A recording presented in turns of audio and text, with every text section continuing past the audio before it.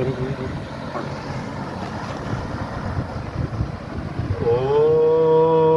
विश्वानि देव सवितर्दुरितानि परासुव यद्भद्रं तन्नयासुव।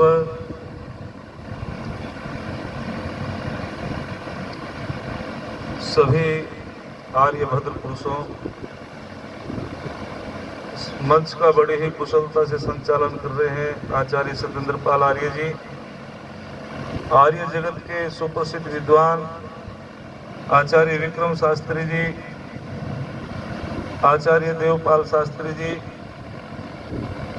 वंदनीय मातृशक्ति, सभी छोटे नन्हे मुन्ने बच्चों और हमारे बाबा देशपाल आर्य जी। बहुत ही दुख की बात है, लेकिन जीवात्मा कर्म करने में स्वतंत्र है, फल भोगने में परतंत्र है। ये दुर्घटना हुई, बड़ा दुख हुआ। भ्राता सुशील बहुत सामाजिक, धार्मिक, याजिक व्यक्ति थे। ऐसे व्यक्ति के जाने के बाद में वो क्षतिपूर्ति नहीं होती।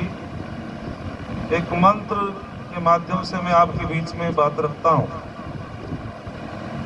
ओम प्रेष्ठम वोथितिम स्तुसे मित्रमिव प्रियम अग्ने रथम नैवेद्यम। मंत्र में कहा गया कि संसार में सबसे प्रिय संबंध किससे है? दो प्रकार का संबंध होता है जीवात्मा का। एक संबंध होता है जीवात्मा का जगत से, संसार से, इसको कहते हैं अनित्य संबंध। और एक संबंध होता है परमपिता परमात्मा से, इसको बोलते हैं नित्य संबंध। अनित्य संबंध कुछ समय के लिए होता है। कोई नहीं चाहता कि मेरा बेटा मुझे छोड़ करके चला जाए। संसार में कोई नहीं चाहता कि मेरा भाई मुझे छोड़ करके चला जाए। कोई नहीं चाहता माँ कि मेरा बेटा या मेरी बेटी मुझे छोड़ करके चली जाए। लेकिन ये अनित्य संबंध होता है, कुछ समय के लिए होता है, छूटने वाला होता है, ये शाश्वत नहीं है।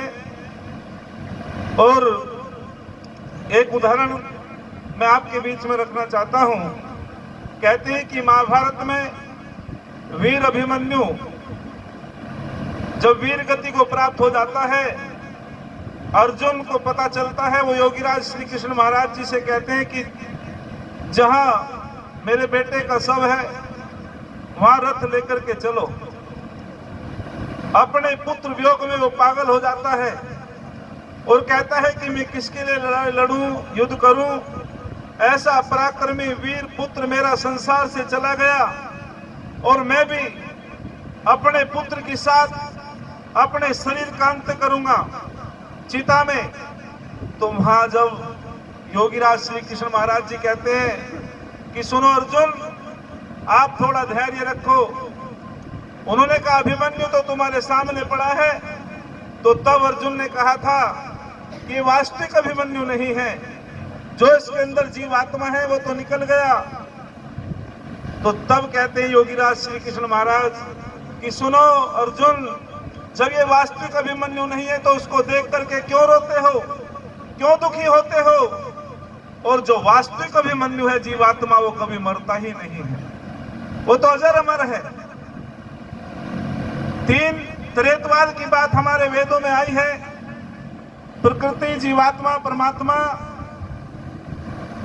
प्रकृति सत्य है, जीवात्मा सत्य चेतन है, परमपिता परमात्मा सच्चिदानंद स्वरूप है।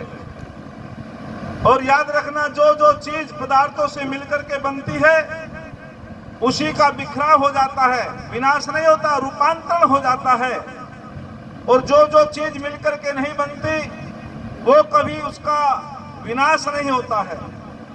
तो जो हमारा शरीर पंच तत्वों से मिलकर के बना है और ये जब जीवात्मा इसमें से निकल जाता है तो अपने मूल प्रकृति में चला जाता है। जल तत्व जल में चला जाता है, अग्नि तत्व अग्नि में, आकाश तत्व आकाश में, वायु तत्व वायु में, पृथ्वी तत्व वायु में, पृथ्वी में मिल जाता है। लेकिन जो चीज मिलकर के बनती है वही अब अपने मूल तत्व में चला जाता है। लेकिन आत्मा भी किसी पदार्थ से मिलकर के नहीं बनता है, इसीलिए अजर अमर है। परमपिता परमात्मा भी किसी पदार्थों से मिलकर के नहीं बनता है, परमात्मा भी अजर अमर है। तो मैं आपके सामने बता रहा था कि एक होता अनित्य संबंध, कुछ समय के लिए ये छूटने वाला है। एक है नित्य संबंध जो शाश्वत है, हमेशा है। आत्मा परमात्मा का ये नित्य संबंध होता है। जब ये आत्मा देखता है, जब ये जीवात्मा देखता है, इसको दृष्टा कहते हैं। जब ये जीवात्मा चलता है, इसको गमता कहते हैं। जब ये जीवात्मा निर्णय करता है तो उसको बोधा कहते हैं। मन से चिंतन होता तो मनसा कहते हैं। आत्मानम रथिनम विद्धि शरीरम रथमेव तो बुद्धिम तु सारथि विद्धि मने प्रगमे विचय। ये जो शरीर है इसको रथ कहा है। जब तक इस रथ में रथी रहता है, रथ चलता रहता है, और जब वो रथी निकल जाता है जीवात्मा, इसको अरथी कहते हैं। अर्थी कहते हैं कि अब इसका चलाने वाला कोई नहीं रहा है। और इस शरीर को रथ कहा। शरीर का जो अधिष्ठाता है, जो चलाने वाला, वो जीवात्मा है। और शरीर इस रथ का जो सारथी है, उसको जो है बुद्धि कहा गया है। रथ का जो लगाम है वो मन है, और जो ये रथ के घोड़े, इनको इंद्रिया कहा है। अर्थात जो कुशल सारथी होता है, जिसके अंदर अच्छी बुद्धि होती है, वह कुशल सारथी अपने मन रूपी लगाम को नियंत्रण में कर लेता है। और जिसका मन रूपी लगाम नियंत्रण में हो जाता है, वह अपने घोड़े रूपी इंद्रियों को संयम में रख करके अपने ठीक गंतव्य पे चलता रहता है। आत्मा अजर अमर है। एक छंद कहकर के अपनी वाणी को विराम देता हूं। किसी ने बहुत सुंदर कहा, जिसको मेहनत से बहाना पसीना आता है, फटा आंचल दुखी दुर्बल का सीना आता है, चाहता है औरों के जीने में अपना जीना, सच तो यही है लोगों दुनिया में उसी को जीना आता है। सच तो यही है लोगों दुनिया में उसी को जीना आता है। तो सुशील भाई वास्तविक एक अमर सामाजिक व्यक्ति थे। तो मैं इन्हीं शब्दों के साथ अपनी वाणी को विराम देता हूँ। ओम शांति। धन्यवाद शास्त्री जी।